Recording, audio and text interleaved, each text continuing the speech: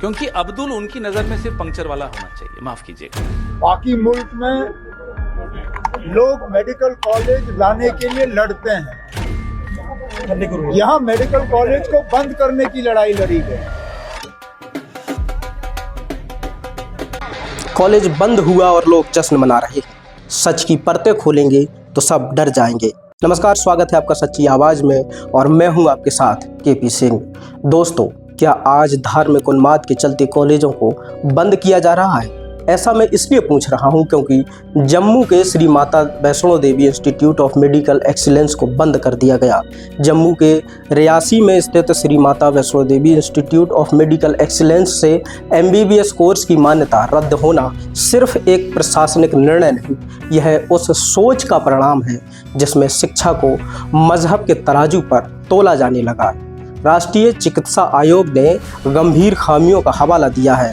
तर्क अपनी जगह है क्योंकि नेशनल मेडिकल काउंसिल देश भर में कई कॉलेजों पर कार्रवाई करता रहा है, लेकिन सवाल यह नहीं है कि कार्रवाई क्यों हुई, सवाल यह है कि कार्रवाई कब और किस दबाव में हुई। कॉलेज को सितंबर में अनुमति मिलती है, नवंबर में मेरिट सूची आती है और सूची में एक मजहब के छात्र ज़्यादा होते ही आंदोलन शुरू हो जाता है।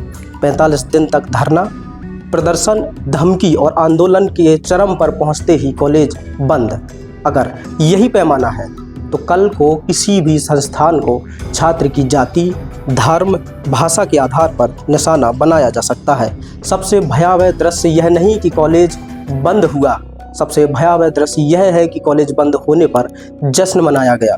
50 छात्रों का भविष्य अधर्म है, लेकिन मिठाइयाँ बांटी जा रही हैं। यह मामला बताता है कि नियामक संस्थानों की स्वतंत्रता कितनी सुरक्षित है, शिक्षा व्यवस्था कितनी असहाय।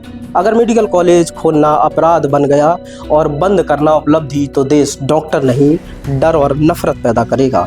शिक्षा का धर्म सिर्फ एक होना चाहिए, मेरिट और मानवता, बाकी सब राजनीति है। यह सिर्फ एक मेडिकल कॉलेज की कहानी नहीं है, यह उस समाज की परीक्षा है जो यह तय कर रहा है कि वह ज्ञान से चलेगा या पहचान से। जब किसी शिक्षण संस्थान का बंद होना तालियों और मिठाइयों का कारण बन जाए तो समझ लीजिए समस्या उस इमारत में नहीं बल्कि हमारी सामूहिक चेतना में है। शिक्षण संस्थान किसी धर्म, जाति या समुदाय की संपत्ति नहीं होते, वे उस आखिरी उम्मीद का नाम होते हैं जहां गरीब का बच्चा डॉक्टर बनने का सपना देखता है, जहां एक IAS और नेता का बेटा मजदूर किसान के बच्चों के साथ एक ही कक्षा में बराबरी से बैठते हैं। जब हम एक कॉलेज बंद करते हैं तो हम सिर्फ कक्षाएं बंद नहीं करते, हम संभावनाएं मार देते हैं, हम भविष्य की सांसें रोक देते हैं। आज अगर यह तर्क स्वीकार कर लिया गया कि छात्रों की संख्या, उनकी आस्था या उनकी पहचान किसी संस्थान के अस्तित्व का फैसला करेंगी, तो कल कोई भी बहुजन समाज, कोई भी अल्पसंख्यक और अंततः कोई भी आम नागरिक इस व्यवस्था में सुरक्षित नहीं बचेगा। इतिहास गवाह है, सभ्यताएं तब नहीं गिरती जब वे हारती हैं, सभ्यताएं तब गिरती हैं जब वे सीखना बंद कर देती हैं। शिक्षा का पतन किसी एक समाज की हार नहीं होती, वह पूरे राष्ट्र की बौद्धिक मृत्यु का आरंभ होता है। यह चेतावनी है किसी सरकार के लिए नहीं, किसी संगठन के लिए नहीं, बल्कि हम सब के लिए। अगर हम आज कॉलेज बंद होने पर खुश होंगे तो कल अस्पताल, अदालत और संविधान भी भीड़ के फैसले पर चलेगा और उस दिन कोई नहीं बचेगा, न बहुसंख्यक, न अल्पसंख्यक, न बहुजन। बचेगा तो सिर्फ अंधकार। बाकी इस पूरे मामले को लेके आपकी क्या राय है, हमें कमेंट करके ज़रूर बताएं। मिलते हैं अगले एपिसोड में, देखते रहिए सच्ची आवाज़। शुक्रिया। वैष्णो देवी मेडिकल कॉलेज का जो मान्यता है उसे रद्द कर दिया गया है। सवाल ये है कि वहाँ के बच्चों के भविष्य का क्या होगा।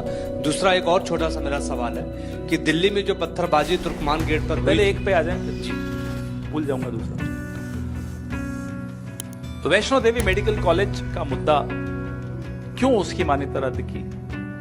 क्योंकि मुस्लिम बच्चे काबिलियत से अपने क्वालिफाई कर गए 50 के लगभग। ये बात सरकार को हजम नहीं होती। क्यों नहीं हजम होती? क्योंकि अब्दुल उनकी नजर में सिर्फ पंक्चर वाला होना चाहिए, माफ कीजिएगा। अब्दुल काबिल है, पढ़ लिख कर क्वालिफाई कर जाए मेडिकल एग्जामिनेशन? नहीं, ये कैसे, हिम्मत कैसे होगी अब्दुल की साहब? ये असलियत इस सरकार की है। सबके मन में एक बात डाल दी कि अब्दुल का इलाज करना जरूरी है। क्यों भाई? और अब्दुल के इलाज में चक्कर में पूरे देश को बीमार कर दिया। ये इस सरकार की असलियत है। काबिल बच्चे अपनी मेहनत से क्वालिफाई कर रहे हैं, इनको हजम नहीं होता। अच्छा किया आपने ये सवाल पूछा। Thank you Pawan ji.